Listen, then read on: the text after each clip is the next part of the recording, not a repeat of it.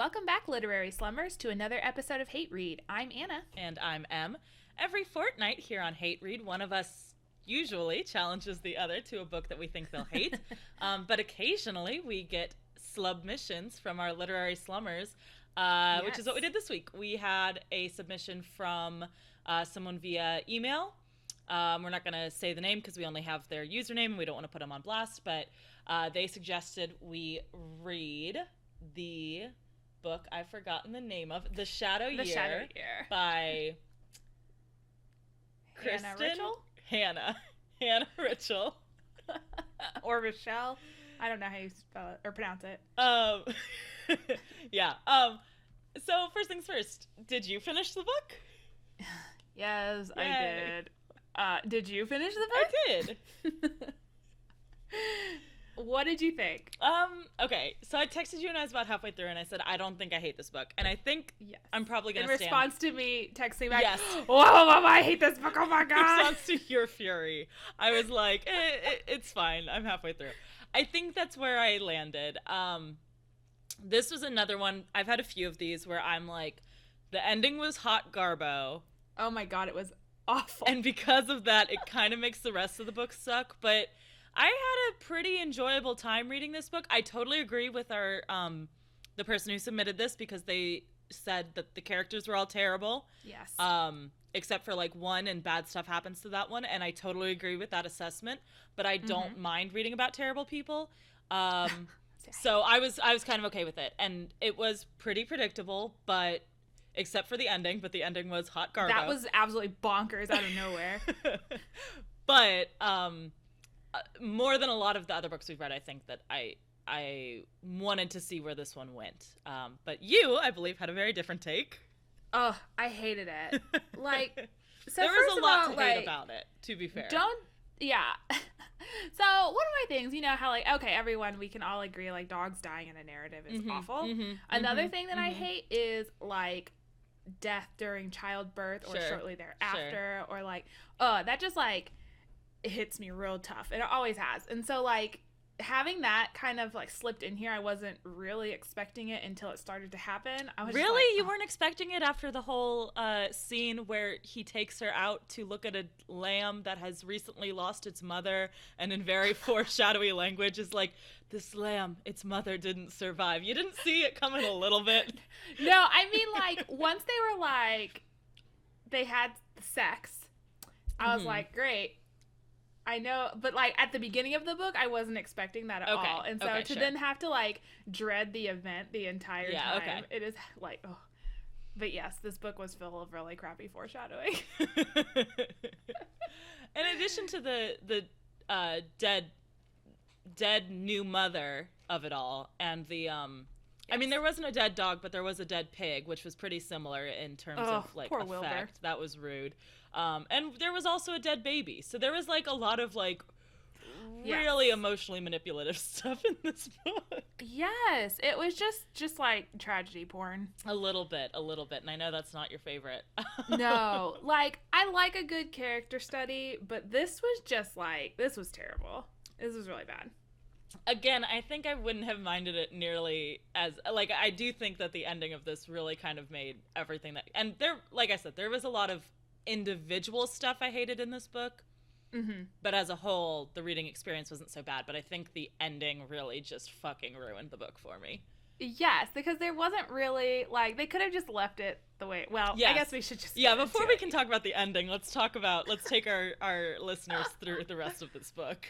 I don't know. We can kind of plot out this podcast the way that the book happened, where it's like one chapter in present day and then a chapter in the past. So like, we're just going to tell you what happens at the end of the book and intersperse it with things that happen towards the beginning of the book. And you can put it all together yourself. Figure it out. It's fine. Memento this shit. Okay. So like I said, there are two stories being told here, alternating chapters that take place over the course of a year. So the first story is in present day. A woman named Lila is struggling to deal with the loss of her daughter. She fell down the stairs of her home, had to deliver the baby early because the placenta detached, and the baby died at 5 days old due to complications from pneumonia. So a very cheery beginning to this cheery tale. Yeah, like she is, it's really hitting her hard. The grief is hitting her really hard. She's at a park in the very first chapter and contemplates stealing another woman's unattended child and has to like really think hard about not doing that. But the thing I guess that made me mad about this is this happened. We're introduced to Lila. This was like weeks previous that all of this happened, and her husband and her mother are like, "Well, girl, you got to get over it. We're sick of you being sad." See, So, I didn't really get the timeline on it. I don't think I noted that it was weeks previous. I thought it was like a few months at least. Because she said something like towards the middle of the book where she's already at the cottage. She's like, and just to think, a few weeks ago, Tom and I were really close and stuff because before any of this happened. I was just like, whoa, what? I was expecting it to be like 6 months to a year. Yeah. That was the vibe I got with the way everyone was reacting to her. Like, yeah. Yikes. But it was like a few weeks, and everyone was like, I am sick of this. Well, and that's the thing. I will say, I think her mother, with the rest of this story, her mother's reaction makes sense. Yes. Because of what is revealed. Both things that are revealed. Yes. But I think that was kind of the problem I had with Tom, right? Like, and we've talked about this before, when there's like a red herring, how hard it is to make that person like a legitimate red herring without making it seem like they are just a psychopath, right? Yes. Because like Tom is kind of set up, because not to cut in on the summary too much, but eventually Lila starts having these dreams and shit about how like someone else was in the room with her and might have pushed she her. Can't remember why she fell. Yeah, so like maybe like she was pushed, maybe like someone else was involved in this, and for a while she thinks it's Tom, and it's like, okay, so you have to set this up in a way that makes us, the reader, think that it could be Tom, at least for a while. But like, yeah, kind of like you said, because of that, it's just like he's really not being a very supportive husband. Right. And that would make sense if he had pushed his pregnant wife down the stairs. But like, spoiler alert, it wasn't him. So like, it kind of just seems like he's a dick.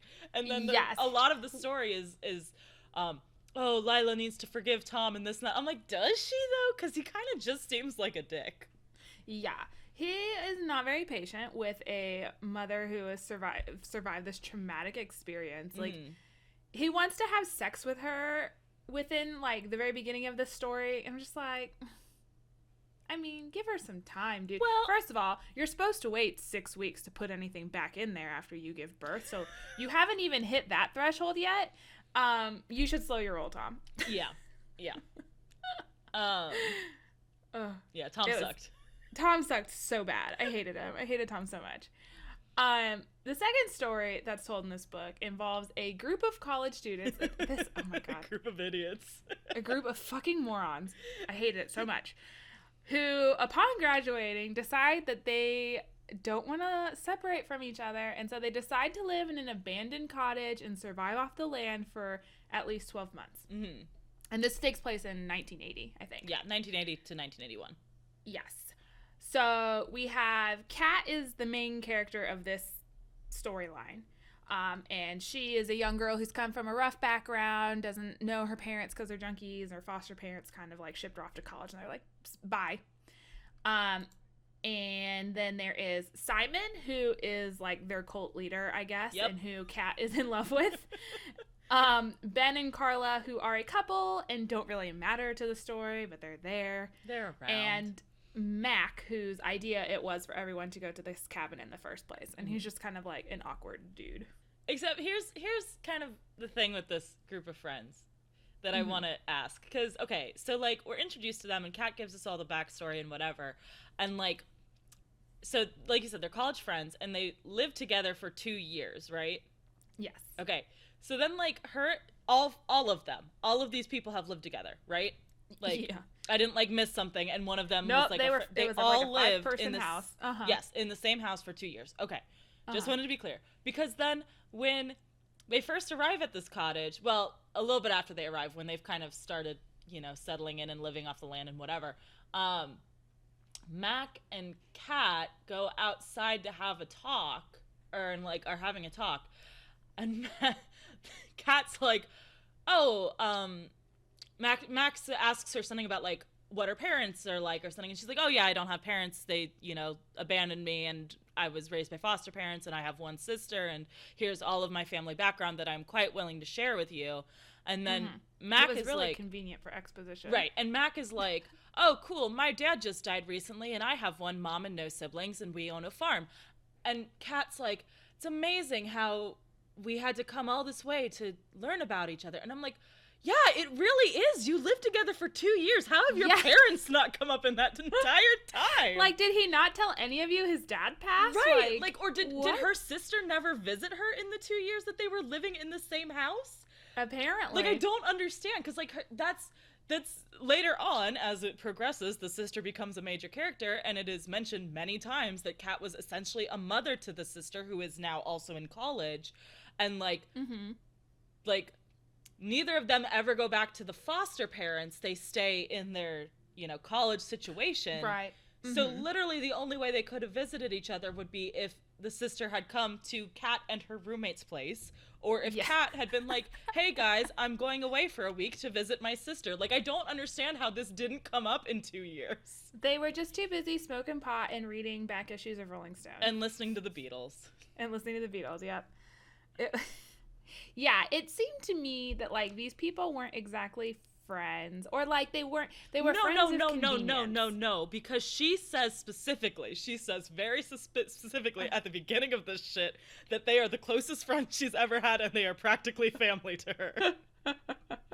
But they don't act like it. Don't know at all anything about her life, and she doesn't know that the one guy's dad recently died. And I think, like, since Ben and Carla are never mentioned in the, like, after, like, the they just dipped. They just left and never talked to any of these people But again, also, wouldn't you? Yes. Oh my god, no, I would have left in, like, when it started getting cold. I'd been like, I'd be like, I'm done. This is stupid, and why are we doing this? I'm gonna go get a job now. Goodbye. Like, the whole setup for this. I mean, you called Simon, like, the cult leader, and that was 100% the vibe I got from him. Yes. Oh my god, he was so creepy. Because that's literally he wanted to start a sex cult. Yes, right. Here was where I thought this was, and I know we're not super following the plot right now, but it's very little plot. It's fine, guys. I really thought when Ben got sick, and he was like, "Don't take him to the doctor. Don't take him to the doctor. Like, he'll be fine." That Ben was gonna die, and then he was gonna start making moves on Carla. Like, that's what I thought. Yes, I thought Simon had, like, orchestrated it a little bit. Yes. Which is why I didn't want him to go to the doctor so bad. But no, it was just his stupid live off the land bullshit that was fucking dumb. Simon is 100%, if he lived today, he's 100% would be an anti-vaxxer, right? Like, that's what Simon is. Oh, yes. Yeah, 100%. He would be selling us all his essential oils. Yes. He'd just be like, you don't need those nasty, nasty vaccines. You just need some thieves oil. Like, you need a natural cure. Stop putting drugs in the body the government is just using to track you. Rub some vinegar on it. Rub some vinegar on your smallpox. It'll be fine. It'll be fine. It'll go away. You're young and a strong, virile man. It's fine. And I don't believe in handouts. Simon sucked. Simon was terrible. Simon was, like, the worst person I could ever imagine, and I didn't understand why any of these people agreed to live with him in this cottage for an entire year. I don't know what kept any of them there. Right, and I get that Kat was, like, in love with him and whatever, but also why? Because she worshipped him. It was disgusting. It was so bizarre. It's like, girl, what are you doing? Because, like, the setup of this is, like, Kat is, like, in love with Simon, wants to be with Simon, is hoping that this summer camp experience will make them become closer together. And he has known her for many years, has told her to her face he's so glad that she can be such a good pal and has no romantic interest in him because that's the only type of relationship he wants with her. And has, like, just used women, and I'm not like, like, he sleeps around, that's cool, whatever, but there's, like, the very first time Kat meets him, he's, like, been kicked out of his, I guess, girlfriend's dorm, and says, like, oh, we had a different understanding on what, like, the nature of our relationship, like, if it was a monogamous relationship. And I'm like, oh, so you suck. A little bit of a red flag. Like, you suck then. Like, if you want to have a non-monogamous relationship, that's fine, but, like, everyone should have an understanding of that up front, buddy. Yes. Yes. You need to specify. Ugh, Simon, worse. He was disgusting. He was just so gross. And I don't, like you said, I don't understand why anyone was on board with it. I know, honestly, like, and then there was a couple times in the book that, like, Ben and Carla are like, should we just go? Should we leave? And then the other's been like, no, let's stay and, like, figure out what's gonna happen. Yeah, it seemed like they were kind of with it for the lulz, like, because at one point, one of them's like, oh, stuff's just starting to heat up. Like if this was today, they would be writing, like, a listicle or something about. They were live tweeting this whole experience. Yes, exactly. And then, like, shit got weird, and they were like, no thanks, never mind, and left. Yeah, now, actually, we will leave now that there's a baby. But anyway, getting ahead of ourselves. Flip back to present day. Lila gets a letter and key in the mail stating that she has been left some random cottage from an anonymous source. So she goes to there and decides to renovate the cabin to help her through the grieving process because she's also an interior designer. And Tom is very against this. He doesn't think she should be on her own because, let's face it, she's suffering through some severe depression and maybe is having suicidal thoughts. And so I can understand why he would be against her going, but also I still hate Tom. She's at least having baby stealing thoughts, which yes, probably those shouldn't be left unchecked either. Very true. Though if there is just a random baby here in the cottage, then I guess that's true. I guess it just came with the cottage. There you go. Here's your baby. Thanks for stopping in. That'd be a great I mean, that kind of gets to the spoiler of the book, but like if this was a lake house situation and she found the baby that was from the 80s and raised that baby, that would be cool. I'd like that. That would be weird, but yeah. You know, I reference Lake House an awful lot for it being a movie. You sure do. For it being a movie I've never seen. I don't think I've seen it either. Is that a Nicholas Sparks movie? I don't think so.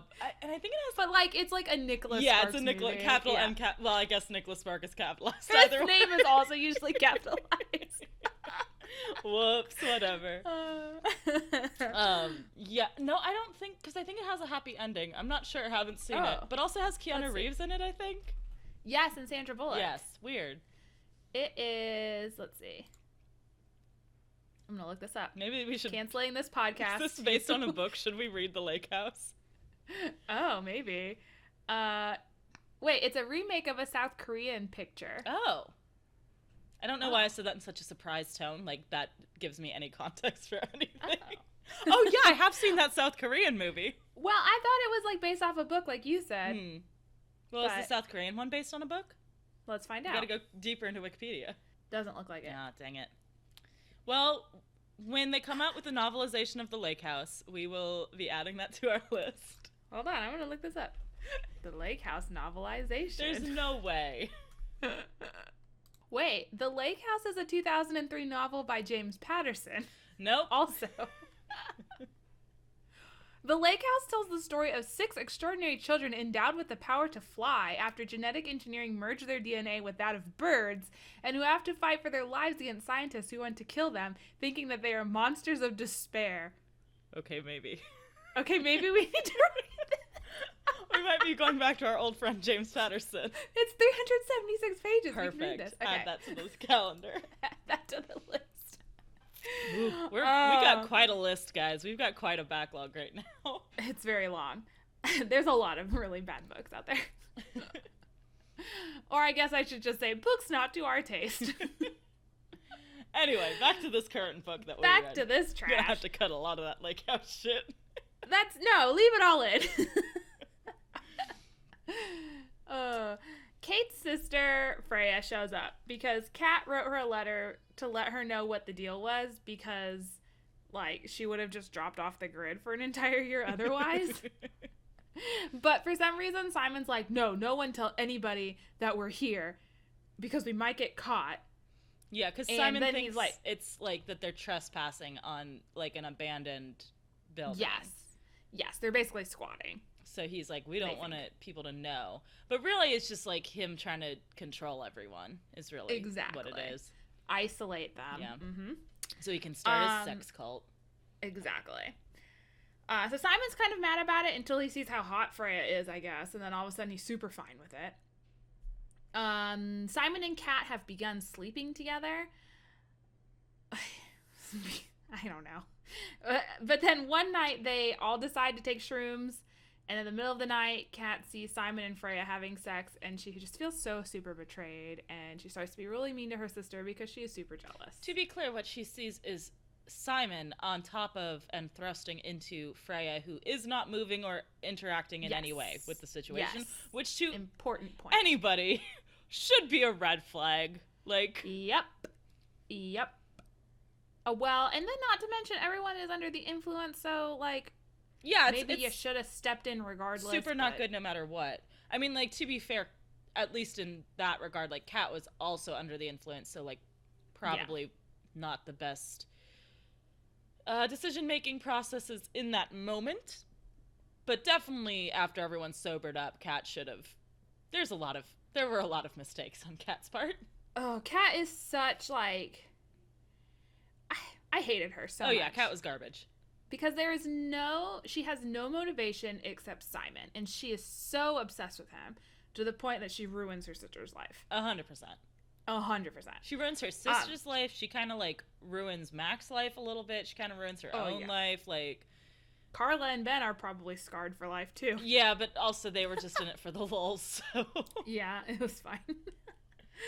Also, Mac has fallen in love with Freya and is just like really mad at Simon all the time because Simon is being his usual domineering self, and also probably Mac realizes what happened between Freya and Simon. Yeah, and Freya has started like never wanting to be in a room with Simon and spending a lot of time outdoors where Simon is not, and trying to avoid Simon. And Kat's just like, oh, she's always teasing him. I'm like, girl. Yeah.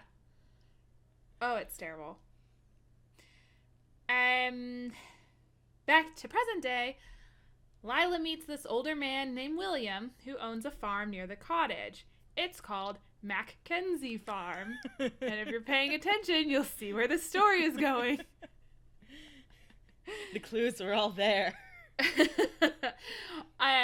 The few times that Tom does come to visit Lila at the college, William is just like always there, but he's like only helping Lila with renovations, and he's like the age that her father, he could be a father to her, but Tom, like, of course assumes that William is trying to put his P in Lila's V and is like super rude to William, like grossly territorially rude. Doesn't even say hello or goodbye to him. He's just like, you should leave now. Tom is a garbo boy. Yeah, Tom continues to be garbage. Mm-hmm. And then also, like, Lila gets a really bad flu at one point, and William takes her to his farm where he lives with his mom, who has dementia, and she seems to think Lila is someone she's met before. Mm-hmm. This also was another one of the things that super annoyed me about this book, is that, like, it is pitched as kind of a mystery. Like, it's not like a super mystery, like mystery genre mystery, but I mean, like, right. It's definitely pitched as like, ooh, will Lila uncover the mystery of this cottage and whatever? Yeah.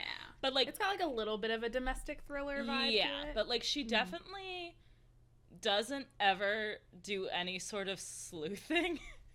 It's like all just coincidences that happen around her, and then like dreams. Because the flu thing, I think, was one of the dreams that she has in her flu state. It like becomes more clear or whatever, and I'm like, it's just not good. Like, it's just not good if the thing that's moving your plot along is just your character remembering. Like, yeah, that's not. I mean, okay, like, cool. I guess that's what we've got, but it's not great. It's not the best. No. Yeah, she doesn't. I don't know. And I guess that's another thing I had issues with this book, is that it made the two stories, even though one like super affected the other, made them feel so disjointed that it just, they could have just been two different books. Mm-hmm. Mm-hmm. So, anyway. Back in the past, turns out Freya is pregnant. Oh no! I shouldn't have said that so cheerfully because it's actually very sad. Kat gets even more depressed and jealous because she knows she has lost Simon to Freya forever. And Freya straight up tells Kat at this point, Simon raped me. Like, that is said to Kat. Freya says... To her face, in those words. Yes, those exact words. She doesn't, like... she's not like, well, it was almost... like, it wasn't like she's like, no, Simon raped me. And Kat's like, no, he didn't. You're lying. You seduced him. You suck. And it's like, cool. Glad we're doing this. Oh my God. I know. Seriously, this is your sister, the woman that have like this mother-daughter relationship, the only other person you've ever relied on your entire life and that you've cared for. Like, it's terrible. Their backstory doesn't line up with the current day story, and it just makes Kat seem like a sociopath. Yes, I really, like, I don't want to, like, pathologize too much, but yes, 100%. And also, like, Kat, the story of, like, a sexual encounter happening and the woman being, like, disbelieved about it. Mm-hmm. The reasons for that could be interesting. And, like, we see Kat's thinking about it. Like, Kat straight up rationalizes in her mind and in this book, like, if I believe this thing that Freya is telling me, it means that I have to, like, basically disbelieve my entire relationship with Simon is based on anything good because he's a bad person. And I'm like, that is, like, an interesting seed of, like, going to explain why victims receive so much backlash in this particular, like, I mean, that's a shitty thing that happens, but, like, it is interesting to delve into that psychology. The problem with that is that, like, her relationship with Simon was already hot garbo. So, yes. Like... He hadn't even looked at her in weeks at this point. Yes. And, like, even ignoring all of Freya, like, it should be... If your sister comes to you and is like, hey... this guy raped me, and you're like, this guy has always been known to be terrible to women, treats me badly, is rude, is manipulative, and all of these things that I have seen and are really fucking obvious. Yeah, okay, yeah, seems like probably maybe that's what happened. Yes. It's just, the logical leaps that she would have to make for it to be like, no, Freya is making this up, do not make sense, even in a system where we understand that victims are often disbelieved. Like... Yes. Yes, it is. It's just astounding how her love for this guy she's known for 2 years, her cult leader. Yeah. See, this is like, it gives off real cult vibes. Like, she doesn't even want to, like, go against their supreme overlord. Right, but the thing is, Kat's the only one who's buying into the cult shit.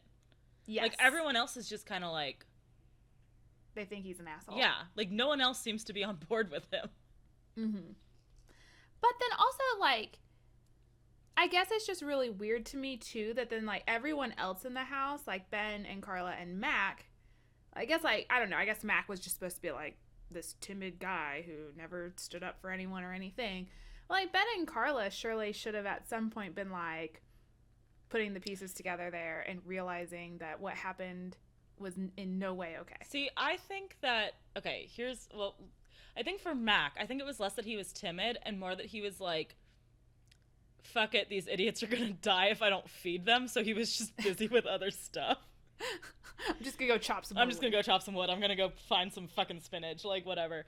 And then, like, Ben and Carla, I don't think they really, that's the thing, they were so not part of this story. Yeah. It really just seems that they were literally, like, in a corner... like, jotting notes down or some shit, because, like, they don't talk to the other characters until the whole thing with, like, when Ben becomes sick and Carla's like, let's take him to a hospital, and Simon's like, no, let me go buy a gun instead. That was cool. They, like, have a pool of money that they're using to, like, get through the year for, like, supplies that are necessary, and everyone's like, we should pay for drugs for Ben so he doesn't die. And Simon's like, no, we need to save this money, and then immediately goes and buys a gun. 100-pound gun, because this is in the UK. Yep. Also, like, wouldn't you, in that situation, wouldn't you say, I'm not going to listen to this 22-year-old tell me what to do about going to the hospital? Right. I'm just gonna fucking go? That's the thing that just doesn't, like, there are so many points at this book. Like, okay, let's say that Kat has bought in and is just... so crazy mad in love, so head over heels in love that she cannot break the thrall of Simon to leave and go back to the real world. Uh-huh. Like, Ben and Carla don't have any skin in this game. They should have dicked off ages ago. Yes. Even Freya, like, because that's the thing that everyone, like, Freya has no options, right? Like, that they keep saying. That, like, Kat's, like, wants her to leave and is trying to get her to go and is trying to get her to get an abortion at one point, and, like, but because Simon spent most of their money on that gun, she can't steal the money to give to Freya to go get the abortion. Like, okay, cool, I get that. But honestly, and I mean, I've never been in a cult, in a weird wood cult with my rapist. Like, that's not a situation I've been in. But I feel like if the options were stay here, have no money and food, and be around this guy who raped me, or fucking walk away and go have no money and food somewhere else, I would probably just go have no money and food somewhere else. Yes. Well, okay, and then here's the other thing. So let's fast forward a little bit.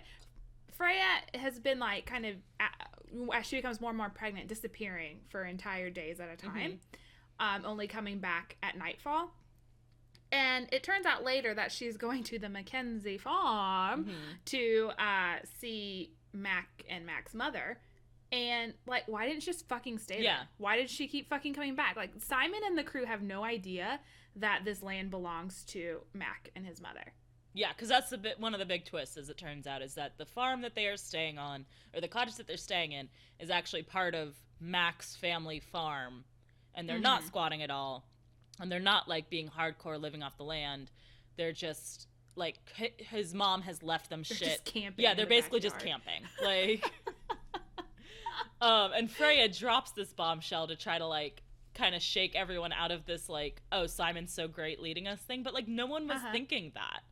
Like, yeah. Like, no one was on board with Simon except for Kat. Exactly. And they're just, like, none of these people had any self-preservation. No.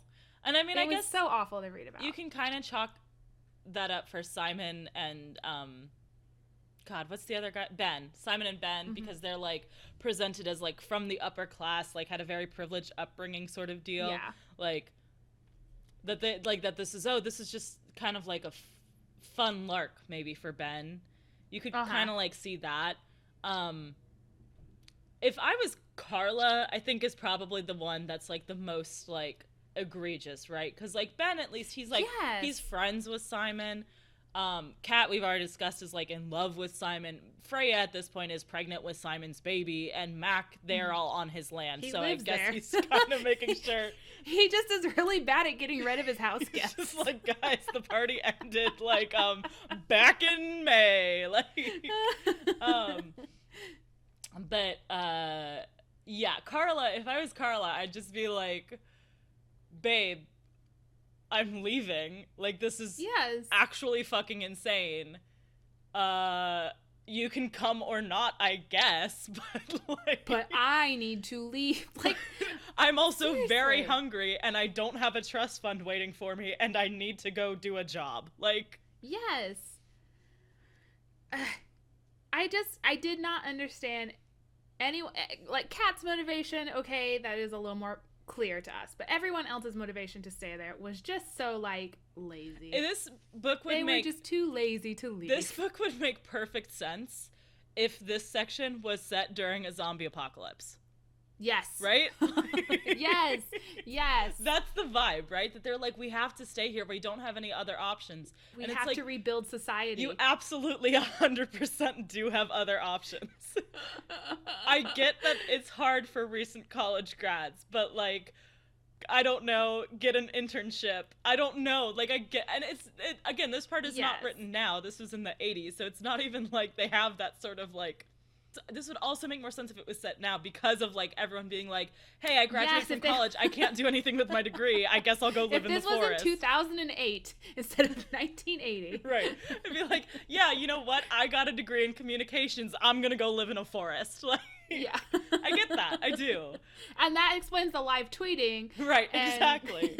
But, like, the whole idea of just, because Simon is, like, very, like, he has a whole pitch about how, like, they've all become little soft boys, and wouldn't it be better if they lived off the land and like they don't need pursue their passions? They don't need capitalism. And it's like, yeah, but you're very bad at doing this also, because like you can't actually just go. You need to like set that up. Like you can't just go somewhere and be like, well, hope there's food. Hope we'll live for the next year. Like if you wanna, if he went about this backwards, right? Because he pitched all of them. He was like, let's just go to this cabin and live there for a year, and if it goes well, we'll stay there forever. When what he should have done would be like, go get some chickens and put them at the cabin, and a pig, or go buy a fucking cabin, first of all. Like, get your own fucking cabin. Yeah, get your own cabin since you are really rich. Buy some, like, pigs and chickens and shit. Take advantage of the capitalism that exists for you right now because you are a rich boy.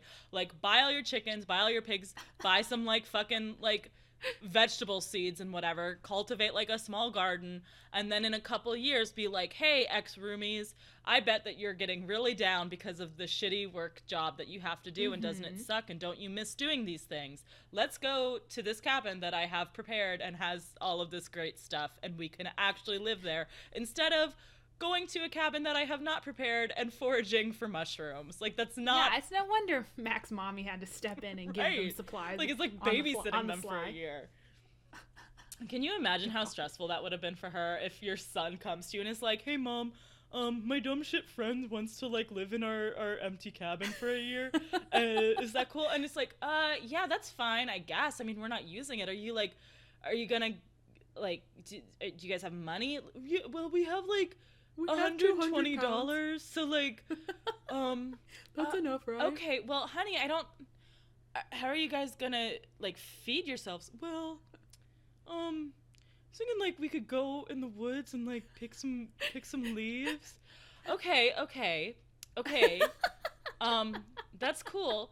Well, and also my friend thought maybe he'd buy a gun. Okay, all right, so like my insurance isn't gonna cover this. Like, no, we're not actually gonna do this. I run a very, like, successful farm, and I cannot have children running around my woods shooting things. Like, I don't need this shit. I don't want to do that. Like, I don't want to have to babysit you guys for a year and make sure you don't kill each other. And then, like, what do you do? Also, like, so she's been, like, slowly giving them livestock and food and stuff. Then what do you do when the pregnant girl shows up? Oh, and no. Your son is like, no, Mom, don't interfere. I think we'll be fine. Let's just see how things play out. And she's like, but, Mac, I'm the adult here, and she is in a delicate situation, and I think she needs to go to the hospital and take prenatal vitamins and also live somewhere where there's running water and electricity. It's like, well, we're living with the guy that raped her and got her pregnant, so Mac, no, okay? this isn't good. You can't. Mac. We also need to take her to a psychiatrist and like have her get some therapy for this traumatic event that happened to her. Well, oh my god. I think it'll be okay. She seems to really like me, and we like talk a bunch and stuff, so I think I'm gonna get her through it. But also, can you make her a necklace for me? Also, thank you for Christmas dinner, Mommy. God. They were all so stupid. Also, like, to backtrack a little bit to Kat and Simon, just because this just occurred to me. Like, at no point in the book is Kat at all remorseful about, like, anything? What she did to Freya. Yeah, no. Or anything, yeah. Well, speaking of, continue. I guess. Yes. In present day, Lila returns to London for Christmas or something, and during which she has lunch with her mother, who has been away in France because her husband... it's like post Valentine's Day, because oh yes, because she thinks Tom pushed her she's already had the conversation with Tom, right? Yes. Yeah. So this must be after she got super sick then. Yes, and she knows she's pregnant at this point, I think, right? She knows she's pregnant. Yeah, and that was Valentine's Day was when they had sex. Yes. And then after they had sex, she was like, "Oh wait, I'm having another flashback, and I think maybe Tom was there." Yeah. But then she has lunch with her mother, who it has been revealed at this point that Lila's father's name is Simon. I wonder if this book with 5 characters, if this could possibly be the same man. Oh no, it's easily to get confused. There's lots of Simons in the world. There are many Simons. Yes. Surplus of Simons.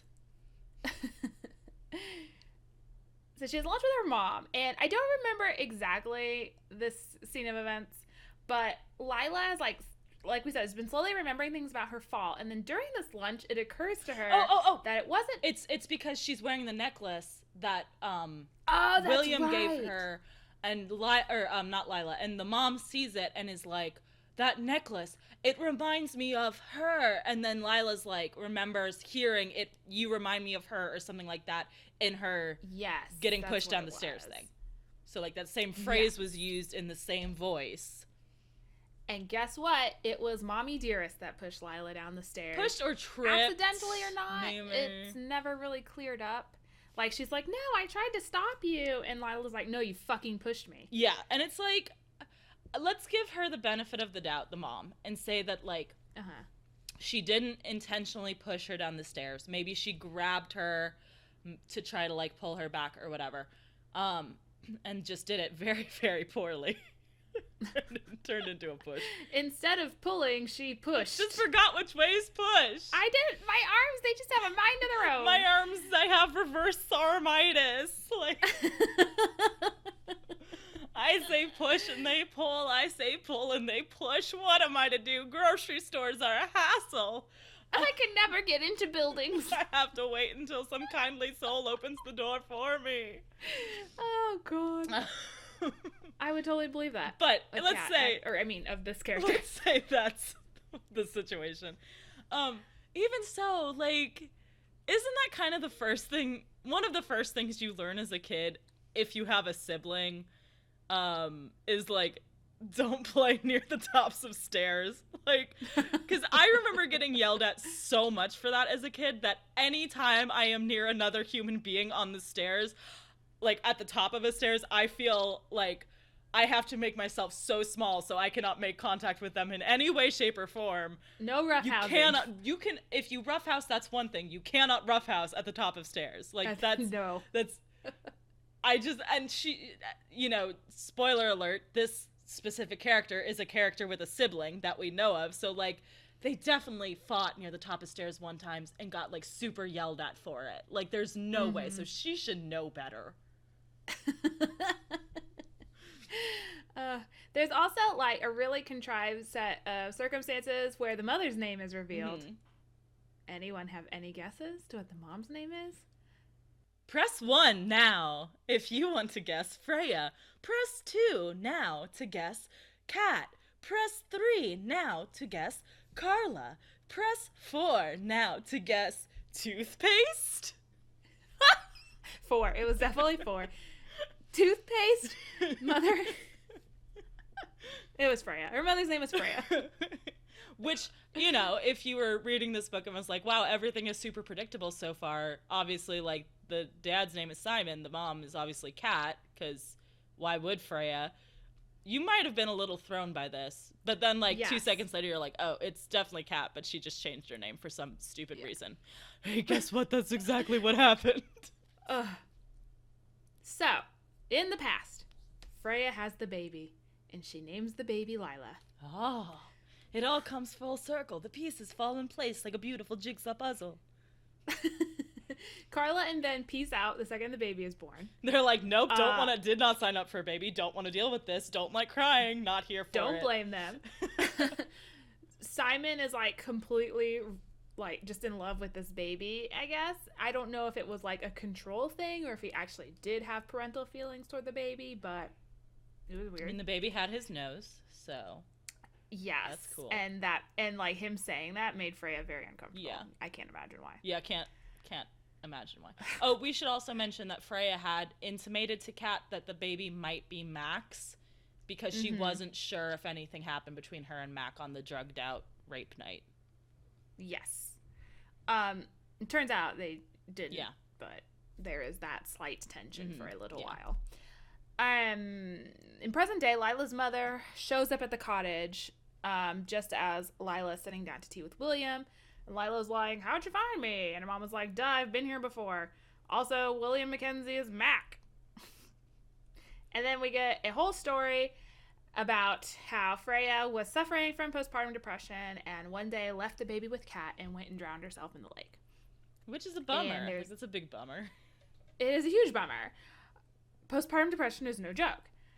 There is a suicide note that says something to the effect of, I can't stand being here any longer, goodbye. Simon is panicking because he doesn't want to have a baby on his own. And so Kat bravely steps up and says, we can raise this child together. You can marry me. And also I will change my name to Freya so we can honor her. And also as a gift to me to let me pretend my dead sister is raising her child or something. And also because Simon had written to his parents and had mentioned that he had knocked up a girl named Freya. And so they're like, we can't possibly tell them that Freya died in childbirth and this is her sister. And so they're going to, raise the kid together because that would be a totally fine thing to do. Yeah. But, instead, we can't even be like, hey, this is Freya. That's actually her middle name that she sometimes goes by, but her first name is Kat. They couldn't just do that instead of her changing her entire fucking identity. Yeah, and I don't know how easy, identity theft was in the 1980s, if it was easier or harder than it is today. But that still seems like you would have to forge so many documents. I don't even know, I don't even, that's the thing, I don't even know if, they actually, straight up yoinked her identity, or if they were just... Well, her credit card has the name Freya that's on it. Several years later, so she could have legally just changed her name to Freya. I guess that's true. When they got married, she was going to have to change her name anyway, right? So maybe she was just I want to be Freya now, Yeah. You gotta... Let's just change everything. You gotta figure, as Kat, she had her college degree finished. As Freya, she had recently been kicked out of college and did not have a degree. So I feel just, common sense, you should go with the whole, this is Freya, but, she goes by Kat because Freya's her middle name thing. Again, I feel like that would have been a really elegant solution. It would have been much more simple than whatever elaborate ruse Kat came up with. That Simon agrees to because he's panicking.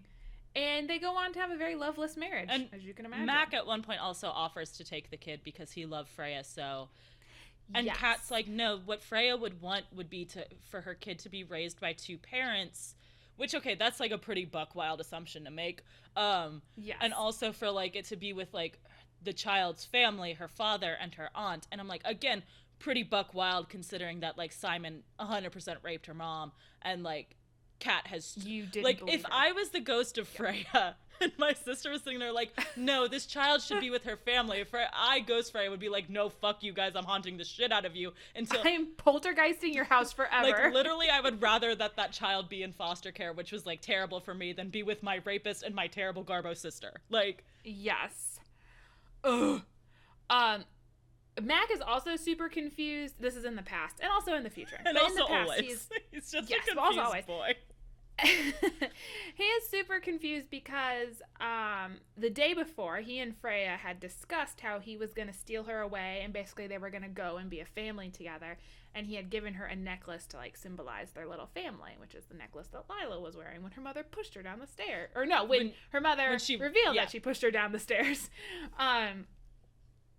And so she seemed like she was really into that plan. And so he just didn't understand how this could have happened. And so I guess they leave her body at the lake for many hours. And then they bring her in to lay on the couch.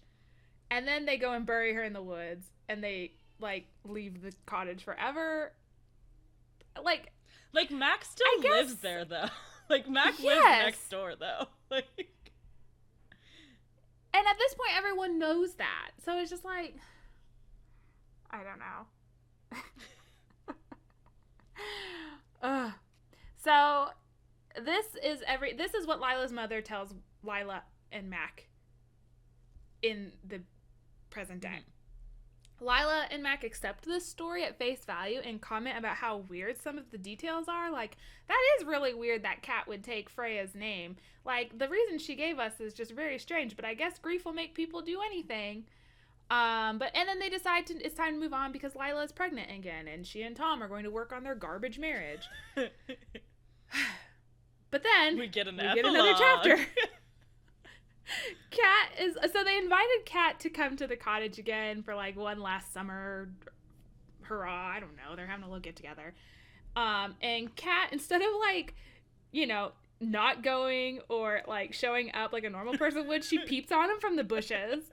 She's like, I'm too scared to go down there. I don't want to. So then we get the actual story of what happened in her narrative, in her headspace, in her internal monologue. That's the word I'm looking for.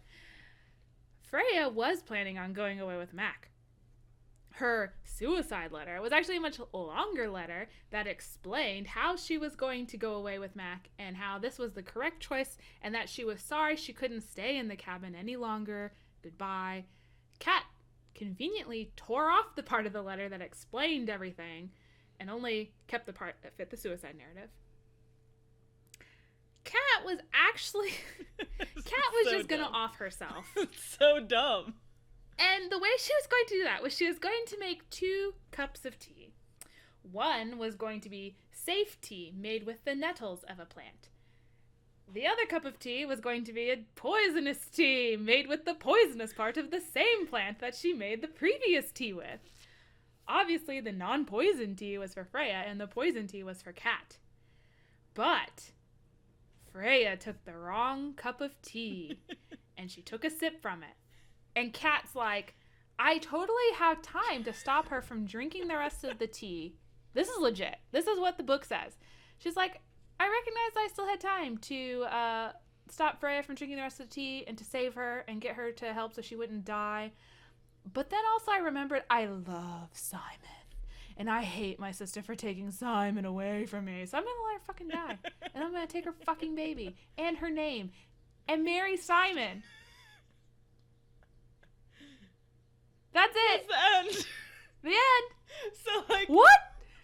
And she's not at all ashamed about anything she's done.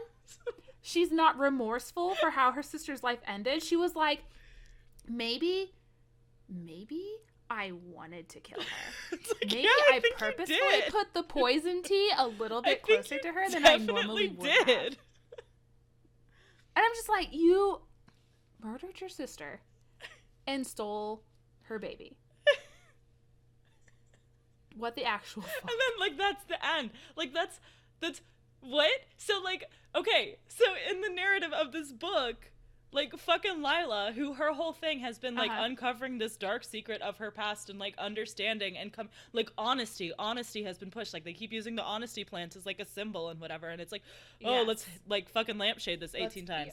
And Lila thinks she's finally come to understand fully her family and, like, that she, you know, like, her birth mother was, like, you know, had postpartum depression and killed herself, and, like, her father Simon, like, was, you know, garbage to her mother because, like, he felt like he was trapped in this loveless marriage, but he did really love her, Lila, and then, like, her, I guess, adoptive mother / like, aunt, yeah, you know, also cared deeply about her, but, like, didn't, like, acted rashly a lot of the times.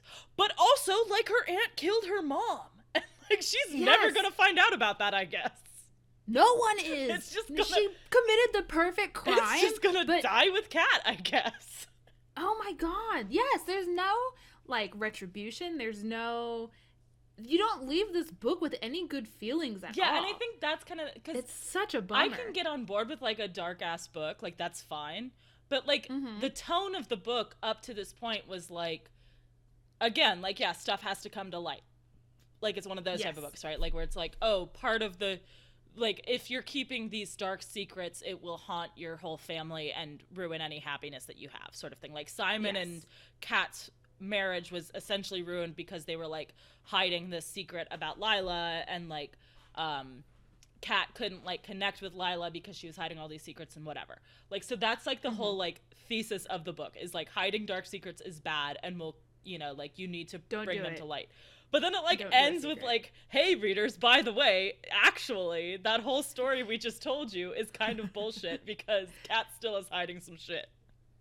Now you're all in on the secret. Now you know. Lila doesn't. Are we all accessories to Kat murder now? straight up murdered a bitch. for a stupid ass man. For a dumb garbage boy who, and then like literally at one point, oh my god, it was so like everything about Kat is so gross. And she like says she's a disgusting in her person. like inner monologue at one point, she's like, oh, you know, it was like a real, actually no, I think she might actually say this to her daughter, I'm not sure, but she says something about like oh, you know, we never could have our own biological children, and I know that was my punishment. And I'm like, yeah, my infertility was my punishment. That's a pretty bonkers way to describe infertility, and not great. Like, yeah. Ugh. Yikes. God. Yikes. It was just so trash. It was not a good sitch. But was there anything you liked about it? What was your silver lining? I mean, I don't know if this is a silver lining so much as like a punch up, sure. But like I wish the story was just from Lila's point of view, the whole thing, because like she wasn't that bad. She was sad and she made some hasty judgments about her husband, but he was garbage, so whatever. But like if this, like we talked about, if this was just her somehow discovering the story of her parents in this cabin because there was like a diary she found or something, like that would have been fine. Counterpoint, and I think this will be my silver lining / I guess punch up, I would also be okay if this book was just Kat's point of view and it just went dark. Like she was just like a murder girl. Yeah, she's just a murder girl, and this was like the exploration of like her straight up murdering her sister and like why she did that. Because then we wouldn't have Lila, like if it did not do anything present day, if it was all just in the 80s and it ended with baby Lila, right? Like Lila's never grown up. We don't have to, as readers, come to terms with the fact that this baby is like an actual human who like will eventually have feelings about the situation. Very true. We can just be like, oh man, wasn't that that's fucked up. This woman's so fucked up. Like, oh, the crazy things that you'll do for a man, and like, oh, cults and whatever. Like, it would be that sort of thing. But it really needed to go hard one way or the other. Yes. It straddled a very strange line, and I hated it. But again, overall, I didn't mind it as a book up until the end. Like, I was like, it's pretty predictable. Like, and but I thought the writing was pretty good. I thought, yeah, it wasn't bad. Yeah, I thought like, although the characters, a little flowery. Yeah, but, I thought the characters were pretty trash, but like in a pretty, what's the word I'm looking for? Realistic? No. Intentional. Okay. In like an intentional way. Yeah, I can see that. You know, I don't think that like the author was like, man, people are just gonna love Kat and think she's so cool. Like, I don't think that was what she was going for. She's definitely the heroine of the story. Right. And I mean, I think that's not everyone's cup of tea for sure, to read about like bad people doing bad things. I think like that really bothers a lot of people, and it's just like, what's the point of even reading this if there's no one to root for? Again, I don't mind it, but I think that the ending of this just like fucked it completely. Like, it was such a bad ending. Yes. It was so pointless. It was very pointless. It's just there for the shock value. Yes, that's all 100%. It was. It was like the story ended on a fine note. Like, it wasn't great, but it was fine. It was over, and then she was like, but it's not. Even if we kept both parts of the story and it just ended the way it ended, without the epilogue and without all of Mac's asides about like, we were gonna run away together. Like, if we didn't have that, like, if it was literally just she was depressed, she killed herself, that was it. Like, that would have been fine. That would have been, I mean, like, that wouldn't be fine. That's not fine. Suicide is not fine. But as far as the narrative goes, it would have been a complete It would have been a complete narrative. But we had to do this bullshit, like, double bluff nonsense about freaking Princess Bride up in here with the fucking hurricane powder.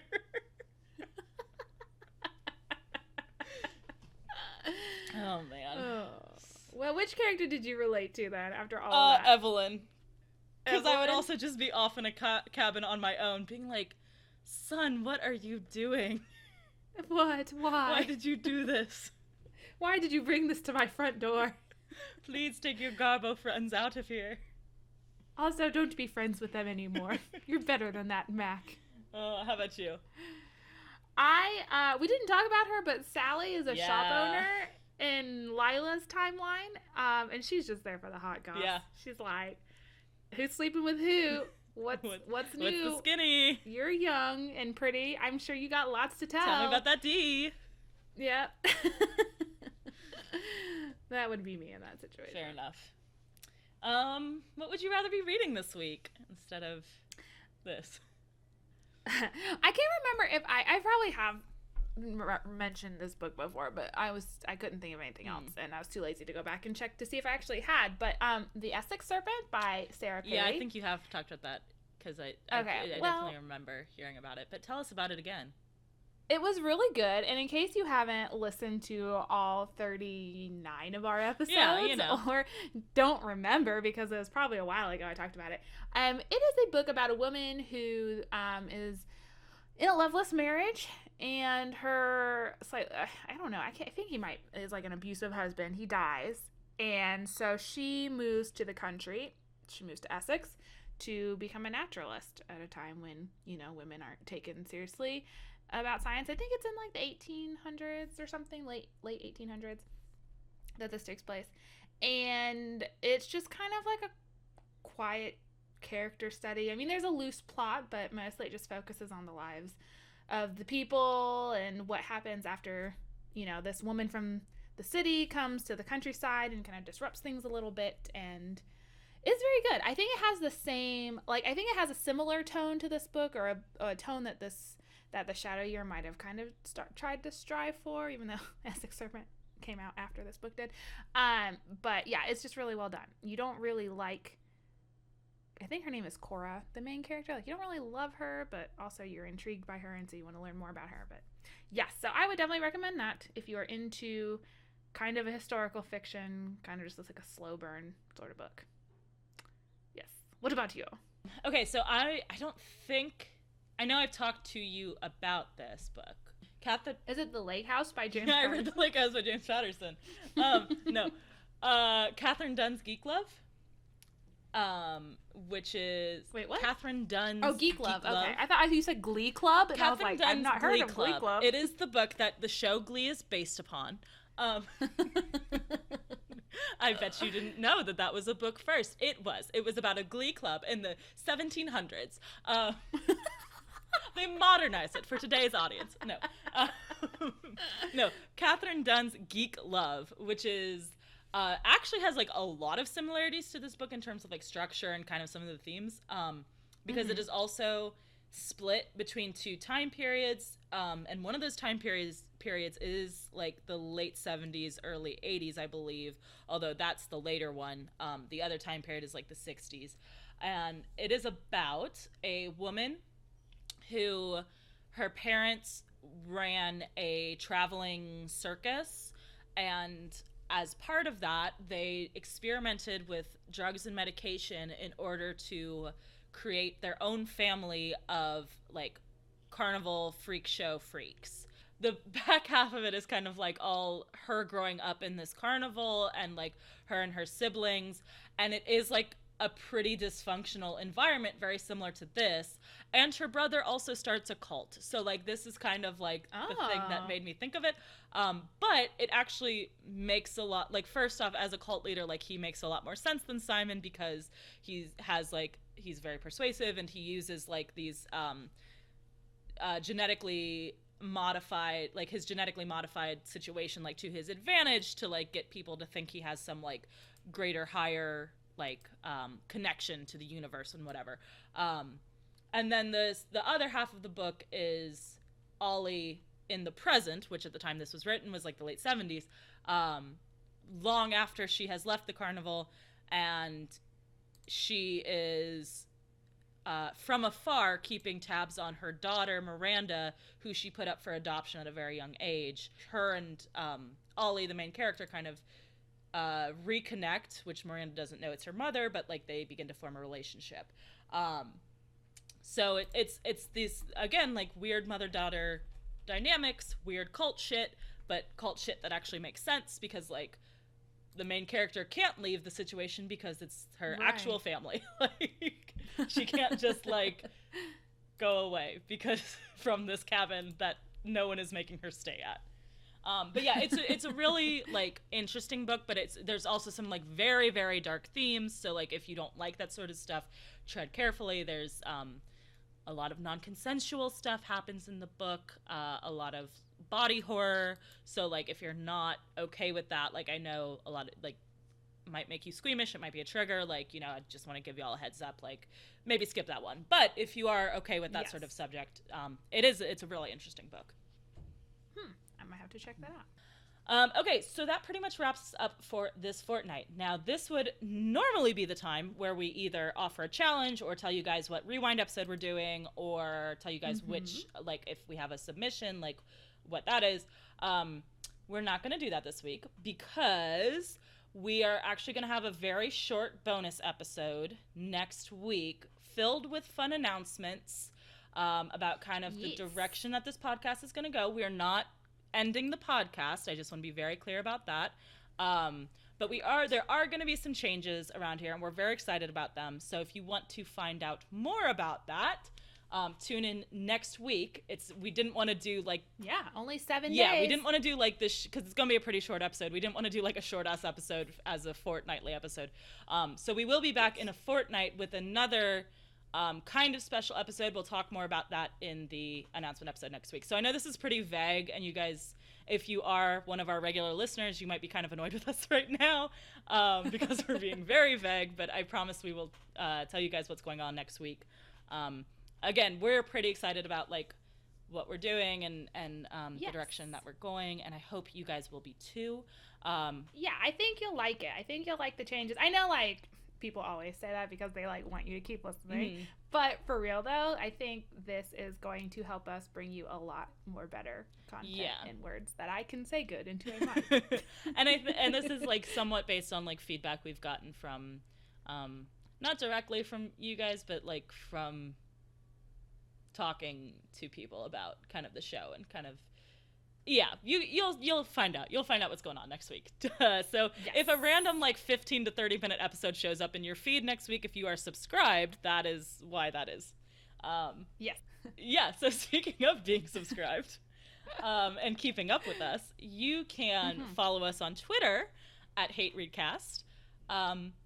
You can also email us, hatereadcast@gmail.com, if you guys have your own literary submission that you would like to suggest we read. We already have a couple in the bank. We are going to be getting to as soon as we can. Again, more on that next week.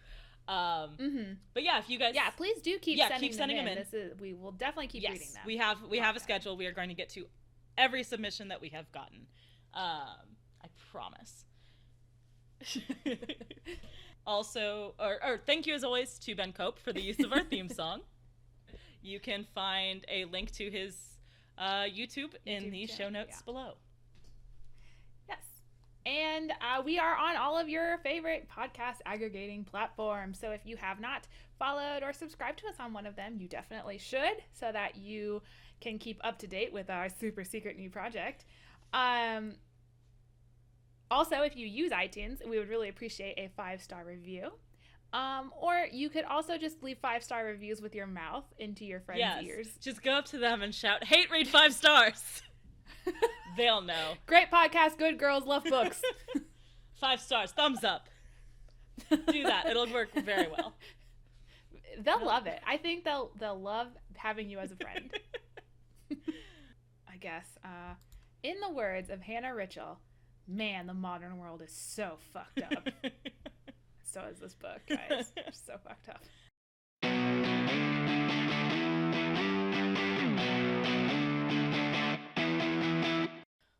My recording. Oh, did we wanted to do the book first and then the special episode? I think that makes the most sense. Okay. Because the special thing should only be about 15 minutes and shouldn't involve too much brain power and funny goofing on our part, so save that for last. I think you're giving us a lot of credit for our hate read episodes. Well, theoretically, we should be trying to be funny.